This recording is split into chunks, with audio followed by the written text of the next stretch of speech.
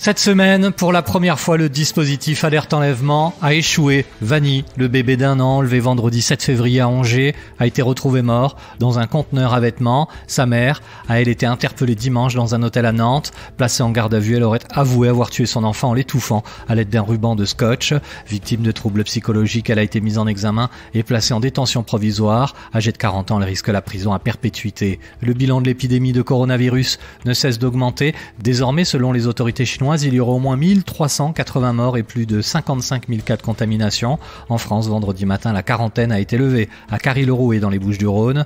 Pour les rapatriés de Chine il y a 2 semaines, Patrick Balkany, lui, est libre. Après 5 mois de prison, le maire de Levallois-Perret a été libéré mercredi sous contrôle judiciaire après la décision de la Cour d'appel de Paris pour raison de santé. En première instance, il avait été condamné à 4 ans de prison ferme pour fraude fiscale et 5 ans pour blanchiment. Et puis le chômage est en forte baisse selon l'INSEE, moins 0,4 points en moyenne au 4e trimestre 2019 en France, soit 8,1% de demandeurs d'emploi. C'est le taux le plus bas depuis fin 2008, après une progression de 0,1 point le trimestre précédent. Cette semaine, on n'a pas manqué le triomphe de Parasite aux Oscars, avec 4 récompenses pour le film sud-coréen, à l'occasion de la 92e cérémonie qui avait lieu à Los Angeles.